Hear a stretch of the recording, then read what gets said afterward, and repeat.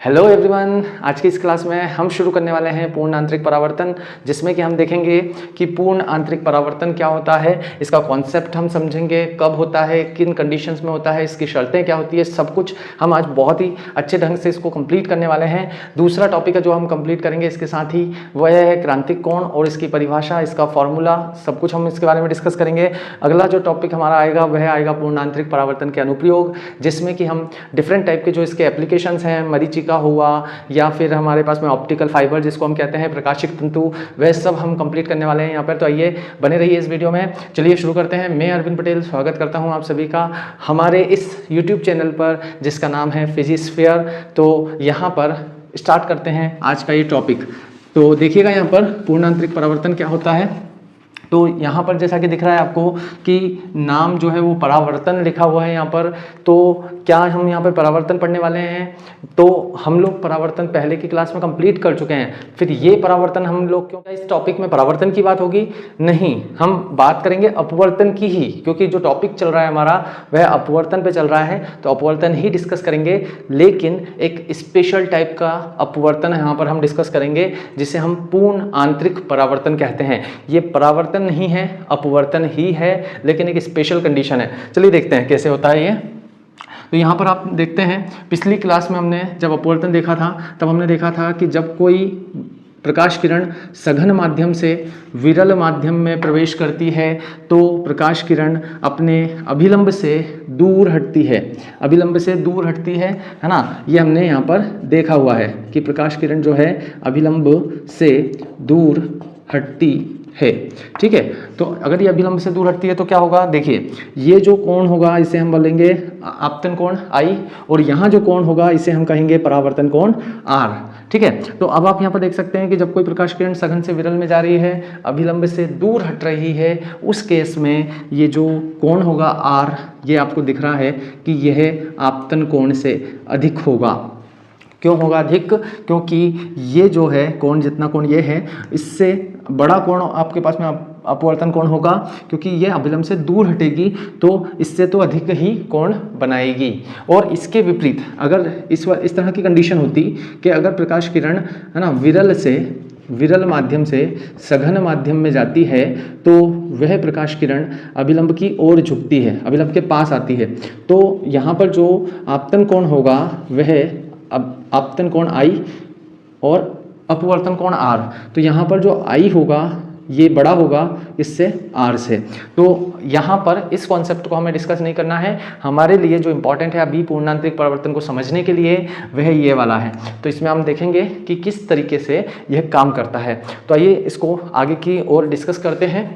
तो जैसा कि मैंने आपको बताया कि जब कोई प्रकाश किरण सघन से विरल माध्यम में जाएगी तो आपतन कोण जो होगा वह अपवर्तन कोण से छोटा होगा, है ना। देख सकते हैं आप यहाँ पर, देखिए यहाँ पर इस तरह से मैं बताता हूँ आपको। उदाहरण के तौर पर अगर मैंने ये 20 डिग्री का लिया है आपतन कोण, तो जो आपका परावर्तन कोण होगा वह 20 से तो ज़्यादा होगा। अब भले ही वो 21 डिग्री का हो या 25 डिग्री का हो, है ना, लेकिन वो 20 डिग्री से अधिक होगा। ये हमें पता है, यहाँ समझ में आ रहा है। तो यहाँ पर देखिए, तो देखिए अब इसको मैं एक उदाहरण से आपको समझाता हूँ, यहाँ से हमें क्लियर समझ में आएगा ये कॉन्सेप्ट। यहाँ पर मैंने एक सघन माध्यम लिया है और ये जो सघन माध्यम है ये माना कि हमारे पास कांच है ना, जो कि सघन माध्यम है, और यहाँ दूसरी तरफ जो माध्यम है वह वायु है जो कि एक विरल माध्यम है। अब आप अगर यहाँ पर देखते हैं कि जब कांच से प्रकाश किरण वायु में जाएगी तो अभिलंब से दूर हटेगी। और एक और चीज़ आपको देखनी है यहाँ पर कि ये जो कांच है और यहाँ जो वायु है, इनके बीच की ये जो लाइन मैंने बनाई है, इस लाइन को हम कहते हैं यहाँ पर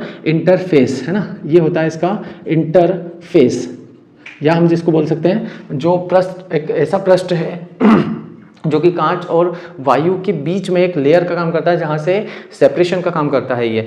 तो यहाँ आप देखेंगे, अगर मैं इस पृष्ठ पर एक लाइन ऐसी खींचता हूँ तो इस लाइन को हम कहेंगे अभिलंब। अभिलंब क्या होता है?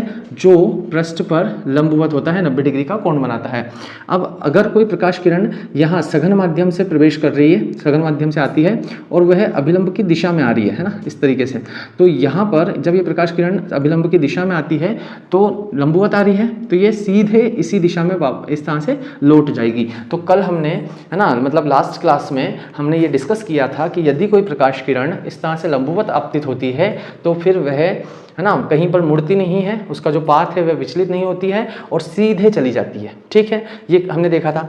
अब यहाँ पर अगर आप देखेंगे तो आपतन कोण क्या होगा, शून्य होगा। अब ये आपतन कोण शून्य क्यों होगा, यहाँ देखिए, क्योंकि प्रकाश किरण यहाँ पर ये सपोज ये अभिलंब है और प्रकाश किरण अगर अभिलंब की दिशा में आएगी तो आपतित किरण और अभिलंब के बीच का जो कोण होता है उसे हम आपतन कोण कहते हैं। अब अगर आपतित किरण अभिलंब की दिशा में ही आ रही है तो आपतन कोण क्या बनेगा, है ना, शून्य होगा, सीधी सी बात है। यहाँ पर अब आगे अगर हम देखते हैं, सपोज यहाँ से आ रही थी ये प्रकाश किरण, अब एक प्रकाश किरण जो इस सोर्स से, मान लो कि ये हमारे पास में सोर्स है, सोर्स मतलब स्रोत है जहाँ से सनलाइट या प्रकाश जो है निकल रहा है। इस कंडीशन में आई की जो वैल्यू है वह अभी शून्य है, आपतन कोण शून्य है। एक दूसरी प्रकाश किरण है जो कि इस तरह से आपतित हो रही है इस सतह पे। अब अगर कोई प्रकाश किरण ऐसे जाती है तो देखिए क्या होगा, मुझे यहाँ पर एक अभिलंब बनाना होगा, एक अभिलंब मैंने यहाँ पर ड्रॉ किया और ये अभिलंब फिर से वही है, 90 डिग्री का कोण बना रहा है, तो यहाँ पर आपतन कोण जो होगा वो क्या होगा, आई, है ना। अब ये आपतन कोण 0 से अधिक होगा, है ना, मतलब 0 तो नहीं है, ये हो सकता है 10 डिग्री का, 15 डिग्री का, जो भी आपतन कोण होगा उतना यहाँ पर है। अब यहाँ से अगर आप देखें तो ये जो कोण होगा यहाँ पर, इस कोण को आप बोलेंगे आर, है ना, अपवर्तन कोण। अब देख सकते हैं आपकी जब आई जितना भी कोण होगा उससे अधिक कोण होगा हमारा आर।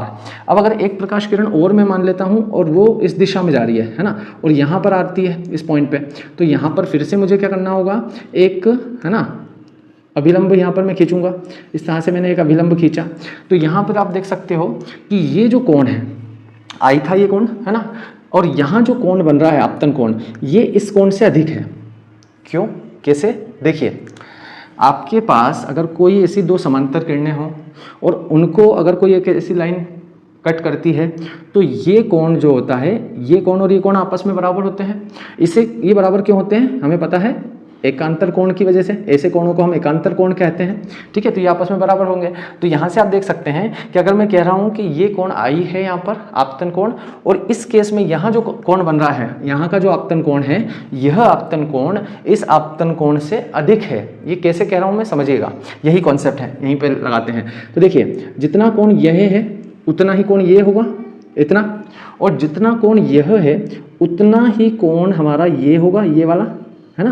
तो अगर यहाँ पर आप देखें तो ये वाला जो कोण है ये इस छोटे से कोण के बराबर था और ये जो कोण है ये इस बड़े वाले कोण के बराबर है। इसका मतलब ये हुआ कि अगर प्रकाश किरण यहाँ पर जाकर के आपतित हो रही है इस वाले पॉइंट पे, इस पॉइंट को मैं नाम दे देता हूँ A, इस पॉइंट को मैं नाम दे देता हूँ O, है ना। तो अगर A पॉइंट पे आपतित हो रही है तो आपतन कोण कम है, और अगर आपतन कोण कम है तो R की वैल्यू भी इस वाले आपतन कोण के अनुसार है। लेकिन यही जब प्रकाश किरण यहाँ आपतित होगी, पॉइंट बी पे मान लेते हैं, पॉइंट बी है ये, तो इस समय आपतन कोण का मान बढ़ चुका है।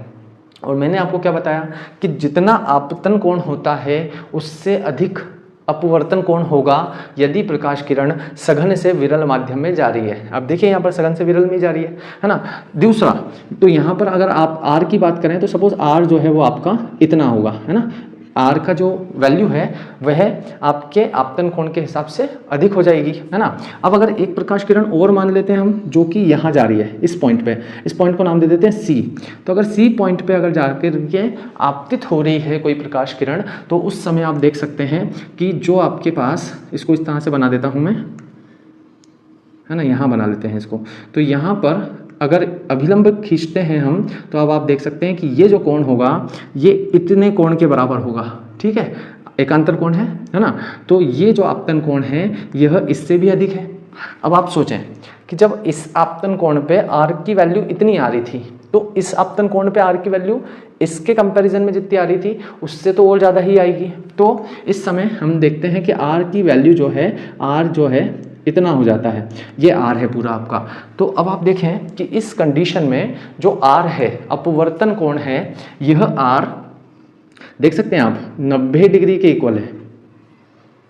तो अब आप क्या देख पा रहे हैं, यहाँ पर कुछ समझ में आ रहा है कि देखिए धीरे धीरे अगर कोई प्रकाश किरण सघन माध्यम से विरल माध्यम में जाती है तो यहाँ पे क्या कॉन्सेप्ट समझ में आ रहा है कि सघन से विरल में जाने पर आपतन कोण के हिसाब से अपवर्तन कोण का मान भी अधिक होता है, और धीरे धीरे जैसे जैसे हम आपतन कोण का मान बढ़ाते जाते हैं तो अपवर्तन कोण का मान भी बढ़ता जाता है। और एक कंडीशन ऐसी आती है जब आपतन कोण का मान कुछ होता है, उस आपतन कोण के लिए अपवर्तन कोण 90 डिग्री का हो जाता है। तो इस समय जो आपतन कोण होता है, ये जो आई है, इस समय जो आपतन कोण होता है, इस आपतन कोण को अब हम आपतन कोण ना कहकर इस आपतन कोण को हम क्रांतिक कोण कह देते हैं।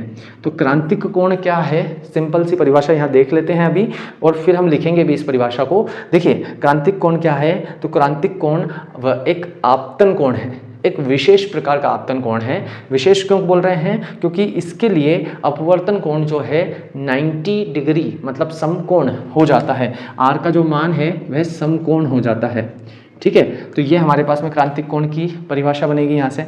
अब अगर मैं कोई प्रकाश किरण इस तरीके से यहाँ आपतित करवाता हूँ, यहाँ पे सपोज मैंने कोई प्रकाश किरण यहाँ आपतित करवा दी है ना, इस तरीके से, तो यहाँ आप देख सकते हैं, इसको मैं हटाता हूँ थोड़ा सा, यहाँ आप देख सकते हैं अगर मैं यहाँ आपतित कराऊंगा तो ये जो आई है ये बहुत ज़्यादा अधिक होगा, है ना। ये जो आई था, इस आई को हम क्या कह रहे थे, क्रांतिक कोण कह रहे थे। आई सी से लिखेंगे इसको, क्रांतिक कोण को हम आई सी से लिखते हैं, तो आई सी हो जाएगा। और अब ये जो आपतन कोण है यह आई सी से भी अधिक होगा, है ना। तो यहाँ पर जो आपतन कोण है यह आपका आई सी से भी अधिक है। और जब आपका आपतन कोण आई सी मतलब कि क्रांतिक कोण के बराबर होता है, उस समय अपवर्तन कोण आपका आर जो है 90 डिग्री का होता है।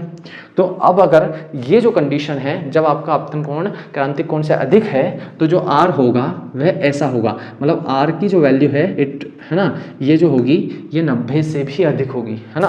तो इस केस में आर जो है ये 90 से भी अधिक हो जाएगा, है ना, ये आर हो जाएगा। अब आप देख पा रहे हैं कि ये आने वाली प्रकाश किरण थी, है ना, और ये टकरा करके वापस उसी माध्यम में लौट आई है प्रकाश किरण। तो ये देखिए, ये प्रकाश किरण सेम उसी माध्यम में, देखिए क्या हो रहा था कि आपकी जो प्रकाश किरण है यह सघन से विरल में जाना चाहती थी, है ना, सघन माध्यम से विरल माध्यम में जाना चाहती थी। और जब प्रकाश किरण सघन से विरल माध्यम में जा रही थी उस समय एक स्पेशल केस है। ये स्पेशल केस क्या होता है, जब आपका आपतन कोण क्रांतिक कोण से अधिक होता है तो प्रकाश किरण पुनः उसी माध्यम में, कौन से माध्यम में, सघन माध्यम में लौट आती है। इस घटना को हम क्या कहते हैं, पूर्ण आंतरिक परावर्तन। ठीक है, तो समझ में आ रहा है पूर्ण आंतरिक परावर्तन क्या है ना। तो यहाँ पर फिर से हम देखें, अगर मैं आपको इसको समराइज करूँ तो देखिए क्या होगा कि कोई प्रकाश किरण जब सघन से विरल माध्यम में जाती है तो जो अपवर्तन कोण होता है वह आपतन कोण से अधिक होता है। क्यों? क्योंकि अपवर्तन कोण जो है वह तब बनेगा जब अभिलंब से दूर हटेगी प्रकाश किरण। तो जब वह दूर हटेगी तो आर का मान आई से अधिक होगा, और जैसे जैसे हम आई का मान बढ़ाते जाएंगे एक समय ऐसा आएगा जब आर का मान 90 डिग्री हो जाएगा। उस कोण को हम क्रांतिक कोण कहेंगे। और अगर आपतन कोण क्रांतिक कोण से अधिक हो जाता है तो प्रकाश किरण पुनः उसी माध्यम में, सघन माध्यम में लौट आती है। इस घटना को हम पूर्ण आंतरिक परावर्तन कहते हैं। तो अब यहाँ पर समझिएगा, तो ये क्या, ये परावर्तन है? तो परावर्तन जैसा दिख रहा है आपको ये कि आ रही है प्रकाश किरण, टकरा के वापस आ गई, है ना, जैसा कि मिरर में होता था ना, दर्पण में, जैसे कोई दर्पण है तो अब इस दर्पण में क्या होता था कि प्रकाश किरण आई, टकराई और वापस आ गई। यहाँ पे हम अभिलंब बनाते थे। परावर्तन का नियम होता था कि आपतन कोण और परावर्तन कोण बराबर होता है। सब कुछ देखा है हमने। तो वैसा ही परावर्तन यहाँ पर आपको देखने को मिल रहा है कि प्रकाश किरण आई, टकरा के वापस आ गई।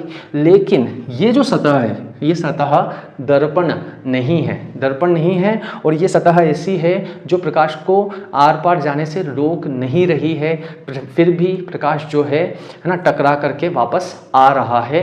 क्यों आ रहा है? क्योंकि आपतन कोण का मान क्रांतिक कोण से अधिक है। तो यह है तो अपवर्तन, है ना।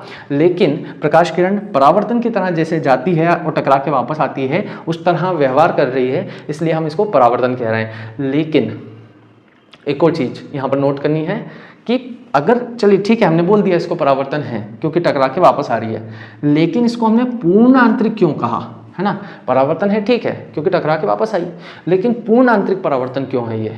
तो इसका कारण समझिए कि आप जब भी देखेंगे ना, जब भी अपवर्तन होता है किसी भी दर्पण से, है ना। अगर प्रकाश किरण किसी भी कांच में प्रवेश करती है, अपवर्तन होता है, या किसी दर्पण से परावर्तन होता है, तो वह अपवर्तन या परावर्तन पूरी तरह से 100% नहीं होता है। देखिए कैसे, यहाँ पर जब प्रकाश किरण आई तो इसमें से हो सकता है कि 95% जो लाइट है वह टकरा के वापस आ जाए। और ये भी कब होगा, जब आपका ये दर्पण बहुत अच्छी क्वालिटी का है, बहुत अच्छा दर्पण है, पॉलिश बहुत अच्छे से की गई है, उस समय जो प्रकाश किरण है 95% रिफ्लेक्ट होती है, परावर्तित होती है। बाकी की 5% का क्या होता है, तो बाकी 5% जो है वह ये दर्पण है ना अवशोषित कर लेता है, अवशोषण हो जाता है बाकी के प्रकाश का। लेकिन पूर्ण आंतरिक परावर्तन के केस में यह चीज़ नहीं होती है। ये आपका अधिकतम मतलब पूरी तरह से जो प्रकाश है वह परावर्तित होता है, इसलिए हम इसे पूर्ण आंतरिक परावर्तन कहते हैं। दर्पण के केस में क्या होता है, परावर्तन तो होता है, अधिकतम प्रकाश परावर्तित होता है, लेकिन कुछ भाग अवशोषित भी कर लिया जाता है। ठीक है, तो अब इसकी सिंपल सी एक डेफिनेशन लिखते हैं हम, है ना, पूर्ण आंतरिक परावर्तन की। उससे पहले हम एक परिभाषा लिखते हैं क्रांतिक कोण की। तो क्रांतिक कोण की मैं यहाँ पर परिभाषा लिख रहा हूँ, आप इसे नोट कर लीजिएगा। क्रांतिक कोण क्या होता है, ठीक है, अगर आपसे पूछा जाए तो परिभाषा हम लिखेंगे कि जब प्रकाश किरण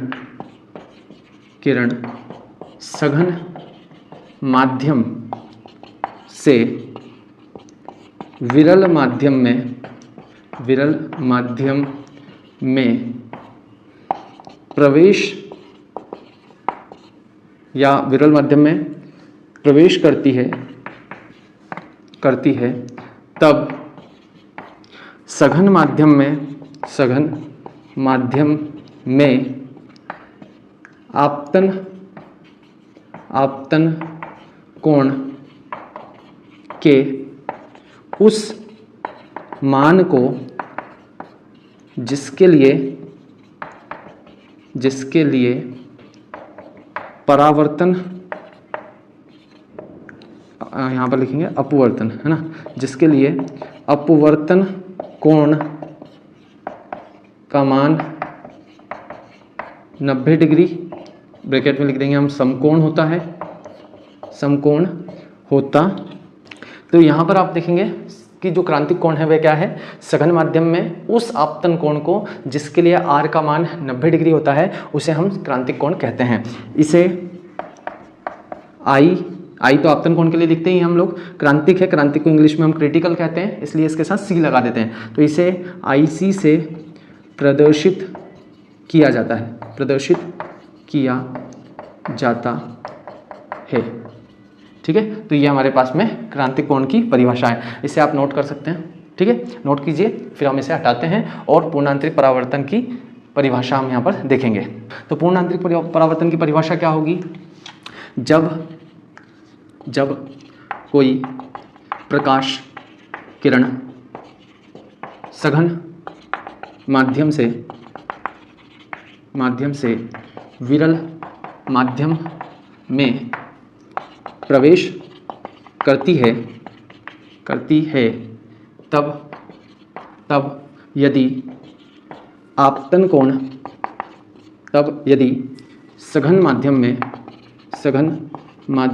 में आपतन कोण का मान माध्यम के जोड़े के लिए क्रांतिक कोण से अधिक हो तो प्रकाश किरण पुनः सघन माध्यम में लौट आती है। प्रकाश की इस घटना को पूर्ण आंतरिक परावर्तन कहते हैं। ठीक है, तो ये इसकी परिभाषा है हमारे पास, इसको भी आप नोट कर लें।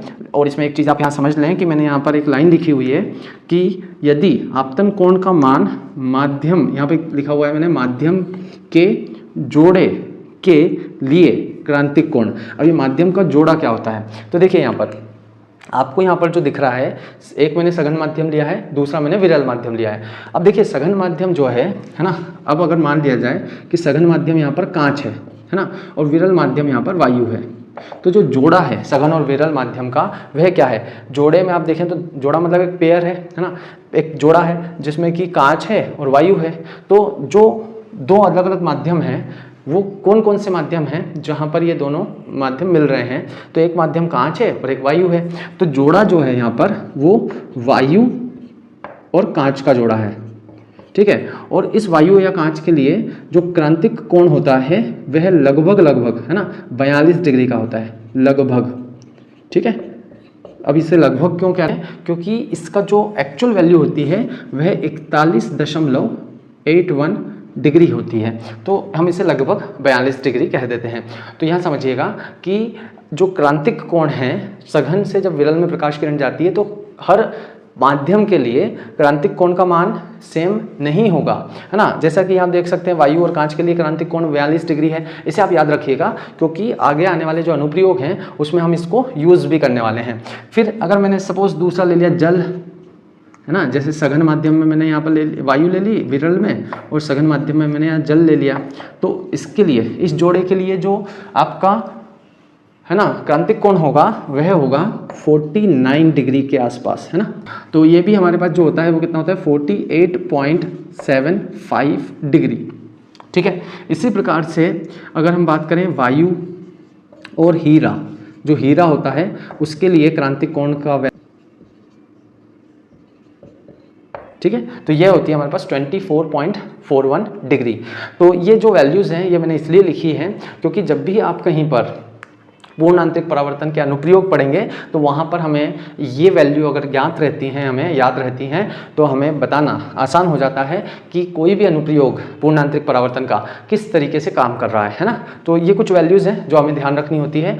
और आगे हम चल के देखेंगे ना कि हीरा अधिक चमकदार क्यों होता है, तो वहाँ पर हम हीरे के इस क्रांतिक कोण का यूज़ करेंगे।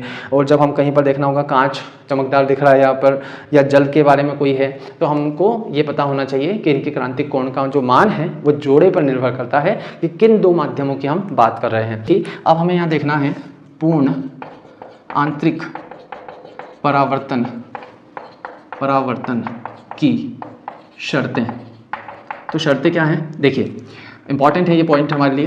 पहला शर्त है कि प्रकाश किरण हमेशा सघन माध्यम से विरल माध्यम में जाना चाहिए, ठीक है। तो जो प्रकाश किरण है वह हमेशा अगर सघन से विरल माध्यम में जाएगी तब ही पूर्ण आंतरिक परावर्तन संभव होगा। और जो दूसरी इंपॉर्टेंट कंडीशन है जो आपको ध्यान रखनी है वह यह है कि आपतन कोण का मान, और आपतन कोण कहाँ पे बन रहा होता है, सघन माध्यम में, है ना। तो यहाँ पे क्या लिखा है, आपतन कोण का मान क्रांतिक कोण से अधिक होना चाहिए, ठीक है। अर्थात जो आपतन कोण है आपका आई वह अधिक होना चाहिए IC से, है ना।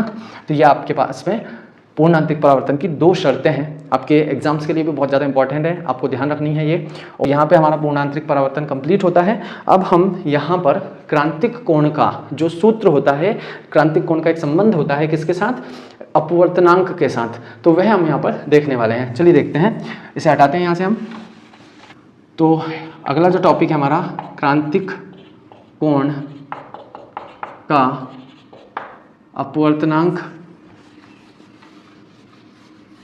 अपवर्तनांक से संबंध। तो देखिए यहाँ पर इसको सॉल्व करने के लिए हम यहाँ पे मान लेते हैं कि ये हमारा एक पृष्ठ है ना। नीचे यहाँ पर कांच है जो कि आपका सघन माध्यम है, और ऊपर यहाँ पर वायु है जो कि आपका विरल माध्यम है। तो यहाँ पर हम देखते हैं कि एक अभिलंब हमने खींचा है, यहाँ से एक प्रकाश किरण आपतित हो रही है। इस प्रकाश किरण के लिए हम मान के चल रहे हैं कि जो आपतन कोण है यह क्रांतिक कोण IC से अधिक है। तो इस समय जो आपका R होगा, जो अपवर्तित कोण होगा, अपवर्तन कोण, वह 90 डिग्री का होगा। ठीक है, तो यहाँ पर अगर हम देखते हैं तो यहाँ पर कांच है और कांच का जो अपवर्तनांक होगा उसको हम μg लिख सकते हैं, और ऊपर जो है वायु है, वायु का जो अपवर्तनांक होता है उसको μa लिख सकते हैं। तो यहाँ पर आप देख सकते हैं कि ये जो बिंदु है इसका नाम दे देते हैं O, ये OA है और ये हो जाएगा हमारा B, है ना। तो यहाँ पर स्नेल के नियम से, अब जो स्नेल का नियम होता है ये हम लास्ट वीडियो क्लास में हम कंप्लीट कर चुके हैं। होता क्या है कि साइन I अपॉन होता है साइन R, ठीक है, और यह किसके इक्वल होता है, तो यह अपवर्तनांक के इक्वल होता है। अब यहाँ पर एक चीज़ समझने जैसी है जो याद रखनी है, पिछली क्लास में भी हमने कहीं डिस्कस किया है कि जहाँ पर आपतन कोण होता है, या आप कह सकते हैं कि प्रकाश किरण जिस माध्यम से आ रही है ना, आपतित हो रही है जिस माध्यम में, उसके सापेक्ष हम अपवर्तनांक ज्ञात करते हैं। जैसे कि आप देख सकते हैं कि प्रकाश किरण जो है वह कांच में आपतित हो रही है, मतलब I जो है कांच में बन रहा है, तो यहाँ पर हम लिखेंगे कांच के सापेक्ष, मतलब ग्लास के सापेक्ष एयर का, तो इसको लिखेंगे G म्यू A, है ना। किंतु I is equals to IC, मतलब जो हमारा आपतन कोण है वह क्रांतिक कोण से अधिक है ना। तो इसके लिए R जो होगा वह 90 डिग्री का होगा क्रांतिक कोण की परिभाषा से, ठीक है, हमने माना है यहाँ पे R 90 डिग्री होगा। तो ये होगा हमारा G म्यू A बराबरी पर साइन I की जगह आप रख देंगे IC, और साइन R की जगह आप रख देंगे साइन 90 डिग्री, ठीक है।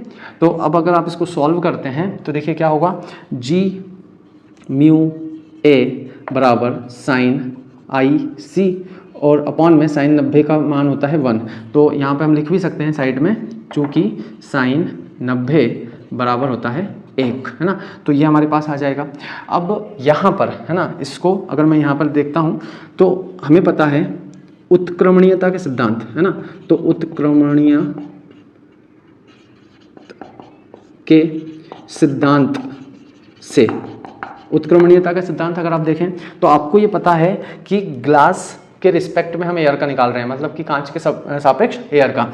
लेकिन जनरली हम जो पता होती है हमें वैल्यू, हमने ये देखा है कि अपवर्तनांक 2 प्रकार का होता है, एक है निरपेक्ष और एक है सापेक्ष। तो हम निरपेक्ष किसे कहते हैं, जब हम अपवर्तनांक ज्ञात करते हैं वायु के सापेक्ष। तो यहाँ पर लेकिन हम वायु के सापेक्ष नहीं ज्ञात कर रहे हैं, यहाँ कांच के सापेक्ष वायु का ज्ञात कर रहे हैं। तो अगर हम चाहें कि निरपेक्ष अपवर्तनांक हो तो उत्क्रमणीयता के सिद्धांत से हम इसको इस तरह से लिख सकते हैं कि यहाँ पर जो आपका G म्यू A है इसको हम 1/A म्यू G लिख सकते हैं, ये हमने देखा हुआ है।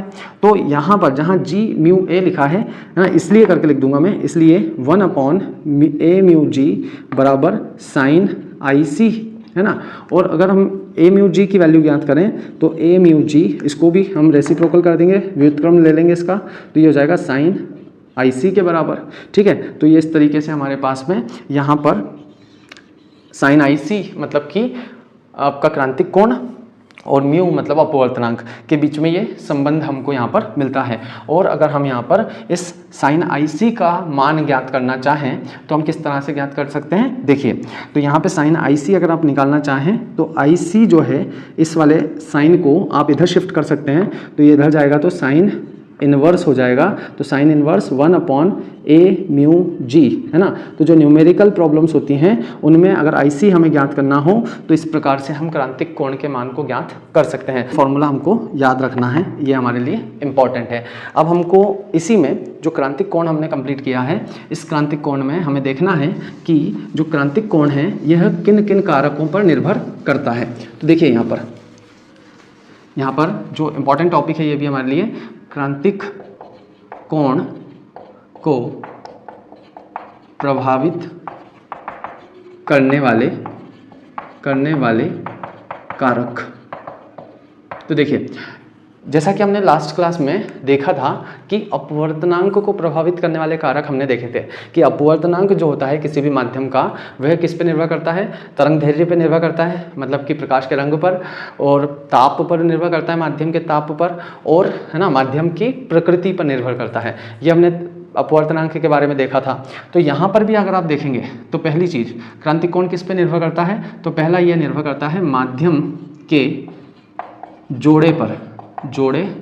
जैसा कि अभी हमने देखा कि माध्यम का जो जोड़ा है, अगर वे है वायु और कांच का जोड़ा है ना, सघन माध्यम कांच है, विरल माध्यम वायु है, तो इसके लिए जो क्रांतिक कोण होता है यह लगभग 42 डिग्री होता है ना, 41.81 होता है, तो उसे हम लगभग 42 डिग्री कहते हैं। अगर यही माध्यम का जोड़ा हमारे पास वायु और जल का जोड़ा है, तो फिर हमारे पास जो क्रांतिक कोण होता है वह होता है लगभग 49 डिग्री का, है ना। और अगर हमारे पास वायु और हीरा जो है इसका जोड़ा है, तो फिर क्रांतिक कोण का जो मान होता है वह हमारे पास 24.41 डिग्री होता है। क्रांतिक कोण होता है वह जोड़े की प्रकृति पर निर्भर करता है कि सघन माध्यम कौन है और विरल माध्यम कौन सा है। इसी प्रकार से दूसरा जो होता है, जोड़े के अलावा दूसरा जो कारक है जिस पर कि क्रांतिक कोण निर्भर करता है वह है ताप पर, है ना, ताप पर। अब ताप पर कैसे निर्भर करता है, क्योंकि यहाँ देखिए जो आपका IC होता है, यह IC हमने यहाँ पर निकाला हुआ है, तो अगर यहाँ से IC निकालते हैं हम तो ये कितना आता है, साइन इनवर्स 1/a/μg के बराबर। तो आप देख सकते हैं कि जो IC है क्रांतिक कोण है वह अपवर्तनांक के व्युत्क्रमानुपाती है, मतलब कि अगर अपवर्तनांक अधिक होगा तो IC जो है क्रांतिक कोण कम होगा। तो यहाँ पर देखिए जब भी हम माध्यम का ताप बढ़ाते हैं तब अपवर्तनांक घटता है, और अगर अपवर्तनांक घटेगा तो क्रांतिक कोण बढ़ेगा। ठीक है, तो क्या समझ में आ रहा है यहाँ पे कि ताप बढ़ाने से क्रांतिक कोण का मान बढ़ता है। ठीक है, नेक्स्ट पॉइंट हम यहाँ पर देखेंगे। नेक्स्ट पॉइंट है ना, प्रकाश के रंग पर, है ना, प्रकाश के रंग पर। अब प्रकाश के रंग की हम बात करें तो रंग से क्या प्रभावित होता है, तरंग दैर्ध्य, क्योंकि रंग के बदलने से तरंग दैर्ध्य बदलता है। और आपको पता है कि जो बैंगनी कलर का प्रकाश होता है, बैंगनी प्रकाश, इसके लिए इसकी जो तरंग दैर्ध्य होती है λV, ये सबसे कम होती है, सबसे कम। तो इसके लिए जो अपवर्तनांक होता है, अपवर्तनांक है ना म्यू, तो इसका जो अपवर्तनांक होता है μV वायलेट के लिए, यह क्या होगा, अगर तरंग दैर्ध्य सबसे कम है तो अपवर्तनांक सबसे अधिक होगा, तो म्यू जो है अधिक होगा। और अगर म्यू अधिक होगा तो जो आपका क्रांतिक कोण है, क्रांतिक कोण ये क्या होगा, कम होगा, है ना। तो देख सकते हैं आप बैंगनी प्रकाश के लिए क्रांतिक कोण का मान कम होगा, और लाल रंग की अगर हम बात करें तो उसकी तरंग दैर्ध्य सबसे अधिक होती है, तो उसके लिए अपवर्तनांक सबसे कम होता है, तो उसके लिए क्रांतिक कोण क्या होगा, तो उसके लिए क्रांतिक कोण अधिक होगा। ठीक है, तो इस तरीके से हम यहाँ पर देख सकते हैं क्रांतिक कोण इन चीज़ों पर, इन कारकों पर निर्भर करता है। ठीक है, तो अब आगे बढ़ते हैं। आगे हम यहाँ पर देखने वाले हैं कि जो पूर्ण आंतरिक परावर्तन है उसके क्या क्या अनुप्रयोग हैं, है ना। पूर्ण आंतरिक परावर्तन हमें अपनी दैनिक जीवन में कहाँ कहाँ पर देखने को मिलता है। चलिए देखते हैं अगला टॉपिक, मरीचिका। इसे हम मृग तृष्णा भी कहते हैं, है ना। तो जो भी मरीचिका होती है या मृग तृष्णा होती है, यह कहाँ होती है, जनरली रेगिस्तान में। ठीक है, रेगिस्तान में, गर्मियों के दौरान रेगिस्तान में मृग तृष्णा या मरीचिका जिसे हम कहते हैं वह होती है, और इसका जो कारण है वह है पूर्ण आंतरिक परावर्तन। कैसे होती है, क्यों होती है, डिटेल में समझेंगे। यहाँ पर देखिए, सपोज यहाँ पर आपके पास इस तरह का कोई पेड़ है ना। अब ये जो पेड़ है ये भी मैं बना रहा हूँ कौन सा, खजूर टाइप का कोई पेड़ मान सकते हैं, क्योंकि रेगिस्तान की हम बात कर रहे हैं। जनरली नॉर्मली हमारे जो डेली लाइफ में, हाँ, अगर हम रेगिस्तान वाले एरिया में नहीं भी हैं तो आप गर्मियों के दौरान जो नॉर्मल हमारा रोड होता है कंक्रीट का या है ना डामर वाला जो रोड होता है, वहाँ पर भी इस तरह की घटना को आप देख सकते हैं। हो सकता है आपने कभी फील किया हो इसे। तो देखिए होता क्या है कि गर्मी के दौरान ये जो ज़मीन होती है, सतह होती है, यह सतह अत्यधिक गर्म हो जाती है। यह जो सतह है गर्मियों में, क्योंकि अगर हम रेगिस्तान की बात करें तो वहाँ पर जैसे कोई रेतीला क्षेत्र है ना, या फिर बालू रेत है, तो वहाँ पर यह सतह जो है अत्यधिक गर्म हो जाती है ना, गर्म है। तो होता यह है कि यहाँ पर जो वायु की लेयर है जो कि इस सतह के पास है, ये गर्म हो जाएगी, और अगर ये गर्म होगी तो ये विरल हो जाएगी, ठीक है। लेकिन इसके ऊपर वाली जो लेयर होगी ये कहाँ है, इसका संपर्क इस धरती से, पृथ्वी से कम है, क्योंकि थोड़ी सी ऊपर वाली लेयर है, तो इसकी तुलना में ये लेयर थोड़ी सी ठंडी होगी, है ना। ये थोड़ी ठंडी होगी, मतलब कि ठंडी होगी मतलब टेम्परेचर कम होगा। तो ये जो लेयर है ये सघन होगी, किससे, निचली लेयर से, निचली वाली सतह से, और इसके ऊपर जो सतह होगी वो इसके तुलना में सघन होगी, ठीक है। तो कहने का मतलब यह है कि जैसे जैसे हम ऊपर ऊंचाई की ओर जा रहे हैं तो ताप कम होते जा रहा है, कम होते जा रहा है। इसका मतलब यह है कि ताप घटता जा रहा है, और ताप अगर घटता जा रहा है तो यहाँ की जो हवा होगी, वायु होगी, वह अधिक गर्म होगी, यहाँ की थोड़ी ठंडी, यहाँ और ठंडी, यहाँ और ठंडी होगी। तो जैसे जैसे आप देखेंगे कि ऊपर की ओर देखते हैं तो यहाँ की जो लेयर्स हैं ऊपर जाने पर सघनता अधिक होगी, ये सघन होगा, इसकी तुलना में ये विरल होगा, इसकी तुलना में ये लेयर विरल होगी, इसकी तुलना में ये लेयर विरल होगी। अब हमें ये पता है कि जब प्रकाश एक माध्यम से दूसरे माध्यम में जाता है तो उसका अपवर्तन होता है, ठीक है। लेकिन यहाँ पर वायु है ना, और यहाँ पर वायु की एक सतह है, तो इस एक सतह से दूसरी सतह में जा रहा है प्रकाश, लेकिन फिर भी उसका अपवर्तन हो रहा है। क्यों हो रहा है, क्योंकि वायु की जो दो सतह है ना, मतलब इस बात का नहीं है कि प्रकाश एक माध्यम से दूसरे माध्यम में जाना चाहिए, मतलब इस बात का है कि प्रकाश अगर जिस माध्यम से जिस माध्यम में जा रहा है उसका अपवर्तनांक अलग अलग होना चाहिए, और अपवर्तनांक निर्भर करता है उसकी सघनता पर या विरलता पर। तो ये सघन है, ये विरल है, भले ही दोनों वायु हैं, दोनों हवा हैं, लेकिन फिर भी अपवर्तनांक अलग अलग होगा, क्योंकि ये सघन है और ये विरल है। और हमें पता है कि जब सघन से विरल में प्रकाश किरण जाती है तो वह अभिलंब से दूर हटती है। तो देखिए यहाँ पर ये जब प्रकाश किरण सघन से विरल में आई तो दूर हटी, है ना। थोड़ा सा इस डायग्राम को इस तरह से हम बना सकते हैं यहाँ पर कि ये सघन है, सघन से विरल में जा रही है, अभिलंब से दूर हटेगी, फिर ये प्रकाश किरण यहाँ पहुँचेगी, फिर ये इसकी तुलना में, नीचे वाली की तुलना में ये सघन है और ये वाली विरल है, तो फिर से सघन से विरल में जा रही है, अभिलंब से दूर हटेगी। फिर यहाँ पर हम देखेंगे कि ये प्रकाश किरण यहाँ पहुँची, यहाँ पर फिर से सघन से विरल में जाएगी तो ये दूर हटेगी। तो एक टाइम ऐसा आएगा जब जो प्रकाश किरण है उसके लिए, है ना, आपतन कोण का मान क्रांतिक कोण से अधिक हो जाएगा, तो ये जो प्रकाश किरण है, ये प्रकाश किरण पुनः इसी माध्यम में लौट जाएगी, और इस पॉइंट पर, जिस पॉइंट पर आपतन कोण क्रांतिक कोण से अधिक होगा तो प्रकाश किरण इसी माध्यम में लौट जाएगी। और जब ये हमारी आँखों तक आती है, सपोज़ यहाँ पर जब ये आपकी आँखों पर पहुँचेगी, है ना, इस तरीके से बना देते हैं इसको, है ना। तो जब ये हमारी आँखों तक आती है तो हमें ये लग रहा होता है कि ये जो प्रकाश किरण है ये यहाँ से चल के आ रही है, ठीक है। तो हमें ये फील होता है, प्रतीत होता है कि प्रकाश किरण यहाँ से आ रही है, और जब ये यहाँ से आती हुई दिखती है और ये जो हवा की विभिन्न परतें हैं यह जब गति कर रही होती हैं तो हमें लगता है कि यहाँ पर इस पेड़ की छाया है, इस प्रकार की छाया बनती है यहाँ पर। तो एक्चुअल में ये छाया बन नहीं रही है, ये केवल बनती हुई हमें भ्रम हो रहा है, और इस भ्रम को ही हम यहाँ पे मृग तृष्णा या मरीचिका कहते हैं।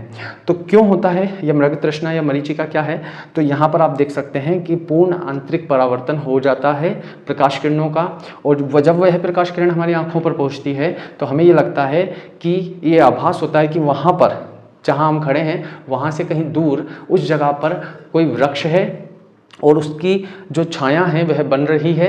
कहाँ पर बन रही है, तो हमें लगता है कि वहाँ पर कोई, है ना, तालाब होगा, या पानी का कोई स्रोत होगा, वहाँ पर कोई छाया बन रही है और उस छाया को देख करके जब हम वहाँ पहुँचते हैं तो वहाँ पर ना कोई पेड़ की छाया होती है ना जल होता है। इस घटना को हम कहते हैं मृग तृष्णा या फिर मरीचिका। ठीक है, पूर्णांतरिक परावर्तन पर ये बेस्ड होता है। चलिए अगला अनुप्रयोग हम डिस्कस करेंगे यहाँ पर। तो अगला अनुप्रयोग क्या है देखते हैं। चलिए हटाते हैं इसे।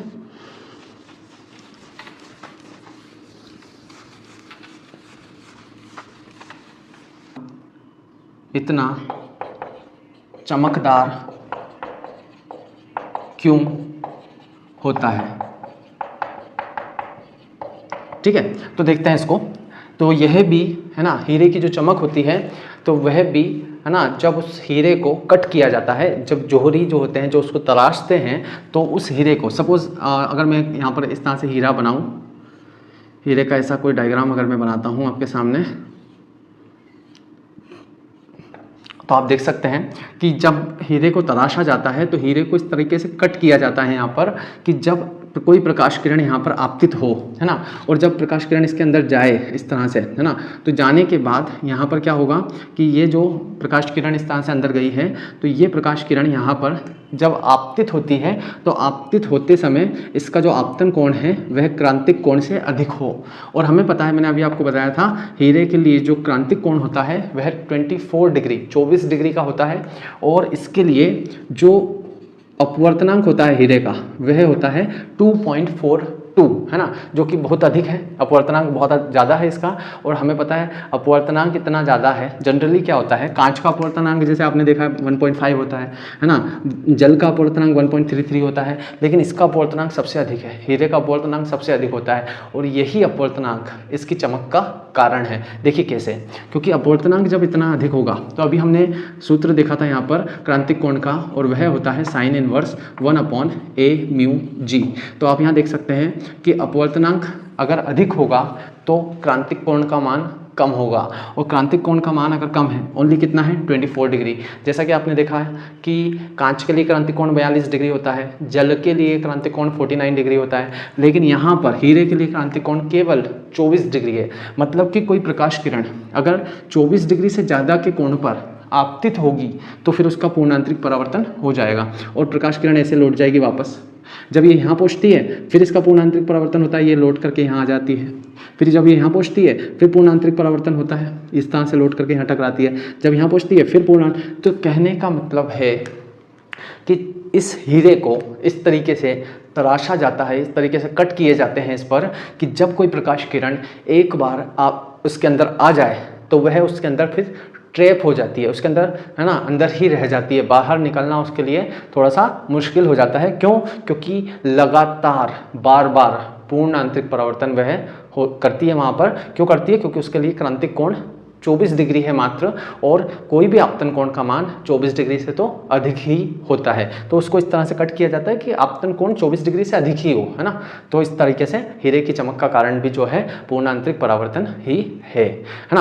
अब अगले अनुप्रयोग की अगर हम बात करें तो देखिए, अगले अनुप्रयोग में हमें देखना है यहाँ पर, है ना, पूर्ण आंतरिक परावर्तन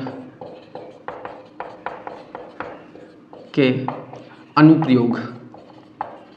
तो इसमें जो अनुप्रयोग है हमारे पास पूर्ण आंतरिक परावर्तन के, उसका पहला अनुप्रयोग क्या है तो देखिए, तो पूर्ण परावर्तक प्रिज्म क्या होते हैं, कैसे बनते हैं, देखना है यहाँ पर कि जो प्रिज्म होता है वह हमारा इस प्रकार का बना होता है। इस प्रिज्म में एक कोण हमारा 90 डिग्री का होता है, ये कोण 45 डिग्री का होता है, और ये कोण हमारा 45 डिग्री का होता है। तो ऐसे प्रिज्म को जिसमें इस तरह के कोण होते हैं, दो कोण 45 के और एक कोण होता है 90 डिग्री का, तो जब किसी त्रिभुज के दो कोण बराबर होते हैं तो उसे हम बोलते हैं समद्विबाहु त्रिभुज कहते हैं हम। और यहाँ पर समद्विबाहु होने के साथ साथ ये समकोण भी है ना, समकोण भी है। तो ऐसे त्रिभुज को, या ऐसा जो प्रिज्म होता है जिसमें ऐसे त्रिभुज होते हैं, इस प्रिज्म को हम कहते हैं पूर्ण परावर्तक प्रिज्म। और कैसा होता है, दिखने में तो आपको ये एक त्रिभुज दिख रहा है, क्यों? क्योंकि जब भी हम किसी प्रिज्म को बनाते हैं तो देखिए प्रिज्म जनरली होता ऐसे है ना, इस तरह का प्रिज्म होता है, ठीक है, ऐसे प्रिज्म दिखाई देता है ऐसा। लेकिन जब हम बोर्ड पे बनाते हैं, 2D डायग्राम बनाते हैं, तो उस प्रिज्म को रख करके केवल हम उसकी चारों तरफ आउटलाइंस बनाते हैं और वो आउटलाइन ऐसी दिखाई देती है। तो जो पृष्ठ आपको दिखाया जा रहा है, ये एक पृष्ठ है उसका केवल तिकोना, ठीक है। तो इस तरह का जो प्रिज्म होता है इसको पूर्ण आंतरिक परावर्तक प्रिज्म कहते हैं। और ये जो पूर्ण परावर्तक प्रिज्म है यह पूर्ण आंतरिक परावर्तन का उपयोग करता है और इसी उपयोग के द्वारा इसको हम यूज़ करते हैं। देखिए क्या काम होता है इसका। तो अगर हम यहाँ पर ऐसे डायग्राम बना रहा हूँ मैं आपके सामने, देखिए कि अगर कोई प्रकाश किरण ऐसे आ रही है, ठीक है, यहाँ से कोई प्रकाश किरण मैंने आपतित करवाई है यहाँ पर इस तरह, तो यहाँ पर हम देख सकते हैं कि जब कोई प्रकाश किरण इस तरह से लंबवत आपतित होती है तो हमें पता है कि वह बिना किसी विचलन के सीधे चली जाती है ना, तो इस तरह से सीधे इंटर हो जाएगी। लेकिन जब ये यहाँ पहुँचेगी इस बिंदु पर, तो यहाँ पर फिर से मैं एक अभिलंब ड्रॉ करूँगा, है ना, और ये अभिलंब से हमें पता चलेगा कि ये प्रकाश किरण कहाँ जाएगी अब आगे। तो देखिए मैंने आपको बताया ये कोण 90 डिग्री का है ना, ये 45 का है और ये भी आपका 45 का है। और ये जो प्रिज्म है आपका कांच का बना हुआ है और बाहर वायु है, और वायु और कांच के जोड़े के लिए जो क्रांतिक कोण होता है वह हमारे पास होता है 42 डिग्री का, है ना। तो यहाँ पर देखिए क्या होगा कि ये जो प्रकाश किरण इस तरह से आ रही है, इसका अगर हम मान ज्ञात करें तो देखिए अगर यहाँ पर ये 90 डिग्री का कोण है तो ये भी 90 का होगा, और अगर ये 90 का है तो ये 90 और ये 45 का है ना, तो ये वाला भी 45 का होगा, और ये पूरा तो 90 का होता है तो ये 45 का होगा। तो अब आप देख सकते हैं यहाँ पर कि जो आपतन कोण है ये 42 डिग्री से अधिक है, मतलब कि क्रांतिक कोण से अधिक मान पर यह आपतित हो रही है प्रकाश किरण। तो यहाँ पर ये प्रकाश किरण जो है इसका पूर्ण आंतरिक परावर्तन हो जाएगा। और पूर्ण आंतरिक परावर्तन के केस में आप ध्यान रखिएगा एक बात और, कि जब कोई प्रकाश किरण सघन से विरल में जाती है ना, तो उसके लिए जो प्रकाश किरण है सघन से जब विरल में जाती है तो जब वो पूर्ण आंतरिक परावर्तन उसका होता है, लौट कर वापस आती है, तो आपको ध्यान रखना है जितना आपतन कोण होता है ना उतना ही परावर्तन कोण होता है। मतलब कि जो परावर्तन के नियम है I = R, तो ये उसे फॉलो करता है, ये उसे, है ना, वह वाला जो रूल है उसका जो नियम है परावर्तन का वह यहाँ पर लागू होता है। तो अगर यहाँ पर आपतन कोण 45 का है तो परावर्तन भी 45 का ही होगा, भले ही ये पूर्ण आंतरिक परावर्तन है लेकिन परावर्तन के नियम को ये पालन करता है।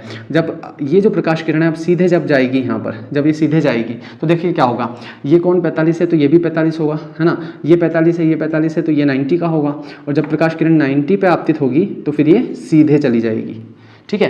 तो अब आप देख सकते हैं यहाँ पर कि इस पूर्ण आंतरिक परावर्तक प्रिज्म का उपयोग करके आप किसी भी प्रकाश किरण को 90 डिग्री, देखिए ये प्रकाश किरण ऐसे आ रही थी, है ना, और आकर के ऐसे जाने लगी, तो आपने क्या किया है, इस प्रकाश किरण को 90 डिग्री से टर्न कर दिया है, 90 डिग्री से मोड़ दिया है। तो ये इसका अनुप्रयोग है हमारे पास, इसको इस तरीके से हम देख सकते हैं, है ना। दूसरा इसका क्या उपयोग हो सकता है कि यदि कोई प्रकाश किरण हमारे पास इस प्रकार से आए, है ना, अगर हम प्रकाश को इस तरीके से आपतित करवाएं इस वाले सतह पे, है ना, अगर हम प्रिज्म को ऐसे रख दें और यहाँ पर ये 45 का है, ये भी 45 का है और ये 90 का है, और अगर कोई प्रकाश किरण यहाँ पर, ये एक वस्तु है हमारे पास और इस वस्तु से प्रकाश किरण ऐसे आ रही है ना, तो सीधे आएगी तो सीधे चली जाएगी। फिर यहाँ पर आप देखेंगे कि यहाँ पर आपतन कोण फिर से 45 डिग्री का होगा, तो ये प्रकाश किरण ऐसे जाएगी, है ना, तो ये भी 45 का होगा। तो यहाँ पर फिर ये प्रकाश किरण जब यहाँ से ऐसे जाएगी तो इस पॉइंट पे पहुँचेगी, और इस पॉइंट पे देखेंगे आप तो आपतन कोण फिर से यहाँ पर 45 डिग्री का होगा, आप निकाल सकते हैं जैसे हमने यहाँ निकाला था, और ये प्रकाश किरण का पूर्ण आंतरिक परावर्तन हो जाएगा, ये यहाँ आ जाएगी, और फिर जब ये यहाँ आएगी तो इस तरह से ये बाहर निकल जाएगी।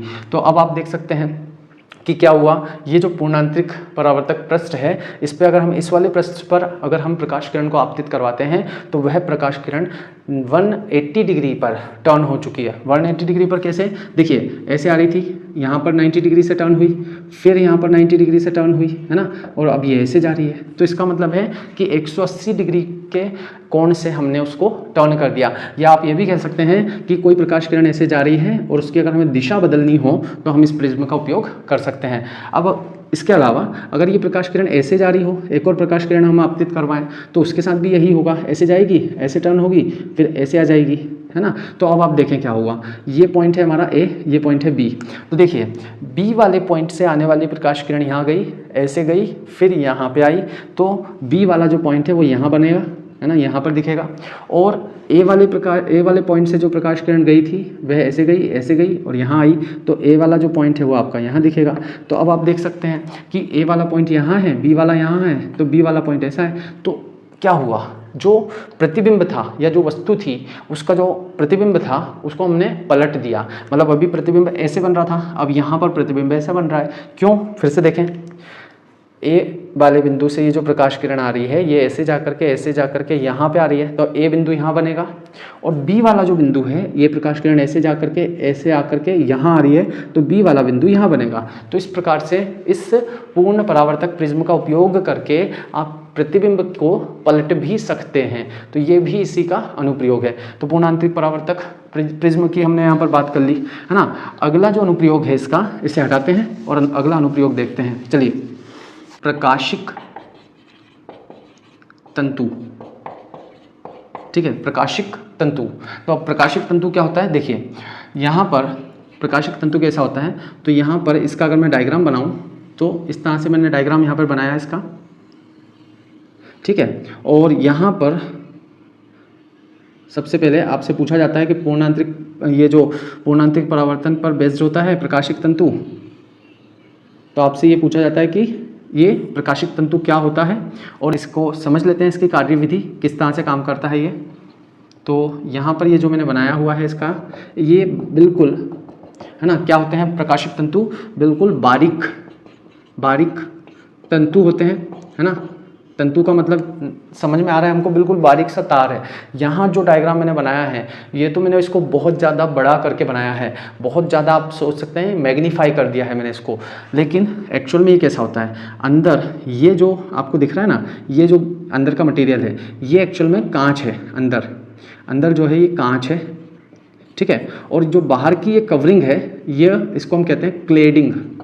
अगर आपसे इसकी संरचना की हम बात करें, क्लेडिंग, अगर हम इसकी संरचना की बात करें तो संरचना कैसी होती है इसकी, ये ऊपर एक कवरिंग होती है जिसको हम क्लेडिंग कहते हैं। अंदर जो है एक कोर होता है कांच का, है ना, इसको कहा जाता है कोर।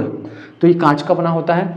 अंदर जो कांच होता है इसका जो म्यू होता है ग्लास का वह अधिक होता है ना। यह इसका अपवर्तनांक अधिक होता है। अपवर्तनांक अधिक होता है मतलब ये सघन होता है, ठीक है। और जैसा कि हमने पूर्ण आंतरिक परावर्तन की जो शर्तें हैं वह पढ़ी है, तो हमें पता है कि पूर्ण आंतरिक परावर्तन कब होता है, जब क्रांतिक कोण का से अधिक होना चाहिए आपतन कोण, और दूसरी कंडीशन क्या है कि प्रकाश किरण सघन से विरल में जानी चाहिए। तो ये हमारा सघन होता है, अंदर वाला माध्यम, है ना, सघन होता है ये कांच। और ये जो क्लेडिंग है इसका जो अपवर्तनांक होता है क्लेडिंग का, यह, है ना, इसके अपवर्तनांक से कम होता है। तो इसका अपवर्तनांक कम होता है, मतलब ये किसकी तरह कार्य करता है, विरल माध्यम की तरह कार्य करता है। और इसकी जो कार्यविधि है ये किस तरह से काम करता है, तो यहाँ जब भी कोई प्रकाश इस तरह से आता है तो यहाँ पर आपतन कोण जो होता है क्रांतिक कोण से अधिक होता है। अंदर सघन है, सघन से विरल में जाना चाहती है प्रकाश किरण, तो यहाँ पर पूर्णांतरिक परावर्तन होता है जिसकी वजह से ये प्रकाश किरण लौट आती है। और जब ये लौट करके वापस आती है तो यहाँ पर फिर से इसका पूर्णांतरिक परावर्तन होता है, और इस तरीके से फिर यहाँ पर पूर्णांतरिक परावर्तन होता है, फिर यहाँ पर पूर्णांतरिक परावर्तन होता है। इस प्रकार से जहाँ हमें प्रकाश को पहुँचाना होता है लंबी दूरी तक, तो इस प्रकाशिक तंतु का उपयोग करके हम इसे पहुँचा सकते हैं। तो जितना भी हमारे घरों में टेलीफोन वगैरह और जो हमारा ब्रॉडबैंड होता है, इंटरनेट होता है, उसमें हम यहाँ पर इन प्रकाशिक तंतुओं का उपयोग करते हैं। तो अगर मैं बात करूँ कि प्रकाशिक तंतु होता क्या है, तो प्रकाशिक तंतु के बारे में हम यहाँ पर लिख सकते हैं कि प्रकाशिक तंतु वह युक्ति मतलब एक तरह से एक पतला सा तार डिवाइस बोल सकते हैं आप इसको, वह युक्ति होते हैं जिनका उपयोग, ठीक है, जिनका उपयोग विद्युत या प्रकाश सिग्नलों को बहुत अधिक दूरी तक प्रेषित करने में किया जाता है, ठीक है। तो ये बहुत पतले पतले से तार होते हैं जिनका उपयोग हम करते हैं बहुत अधिक दूरी तक प्रकाश सिग्नल या विद्युत सिग्नल को भेजने में। दूसरी चीज़, यह पूर्ण आंतरिक परावर्तन के सिद्धांत पर कार्य करते हैं। और अगर हम इसके वर्किंग या कार्यविधि की बात करें तो इसकी संरचना इस तरह से होती है। मैंने आपको बताया कि ये जो म्यू है, इसका कांच का जो अपवर्तनांक है, आपको पता है कांच का अपवर्तनांक होता है 1.5 करीब, है ना। तो कांच का यहाँ पर जो अपवर्तनांक है अंदर वाले सतह का, इसका अपवर्तनांक 1.5 समथिंग होता है। और जो बाहर वाला है इसका अपवर्तनांक होता है, ये जो क्लेडिंग है इसका अपवर्तनांक होता है, म्यू का अपवर्तनांक होता है 1.48 समथिंग, है ना। तो अब आप देख सकते हैं ये 1.5 है, ये 1.48 है। तो बाहर वाली जो क्लेडिंग है उसका अपवर्तनांक कम है और अंदर वाले कांच का अपवर्तनांक अधिक है। तो दोनों शर्तें यहाँ पे हमारी पूरी हो जाती है। शर्तें क्या है पूर्ण आंतरिक परावर्तन की, कि प्रकाश जो है सघन से विरल में जाना चाहिए। तो दिख रहे हैं जा रहा है, अंदर कांच जो है सघन है, क्लेडिंग जो है विरल है। दूसरी कंडीशन क्या है, प्रकाश किरण का आपतन कोण क्रांतिक कोण से अधिक होना चाहिए। तो हम ये कंडीशन यहाँ पर मैनेज करते हैं, ठीक है। तो ये इसकी वर्किंग हो जाएगी, कार्यविधि हो जाएगी। अब जो ये आपका प्रकाशिक तंतु होता है, इसके अनुप्रयोग की बात और कर लेते हैं। और उससे पहले हम ये देख लेते हैं कि ये जो पतला सा अंदर तार होता है ना, इसके बारे में एक चीज़ और देख लेते हैं। रेशे, ये जो रेशा है या छोटा सा पतला सा तार है कि मोटाई 10⁻⁴ सेंटीमीटर के लगभग बराबर होती है, ठीक है। तो ये हो गया। अब ये जो आपका प्रकाशिक तंतु होता है, इसके भी कुछ अनुप्रयोग हैं जो ये कहाँ पर कार्य में आता है। तो यहाँ पर देख लेते हैं हम इसको, यहाँ पे हटा देते हैं, इसको नोट कर लिया आप लोगों ने, ठीक है। हटाते हैं इसे, चलिए। तो यहाँ पर लिखेंगे प्रकाशिक तंतु के अनुप्रयोग।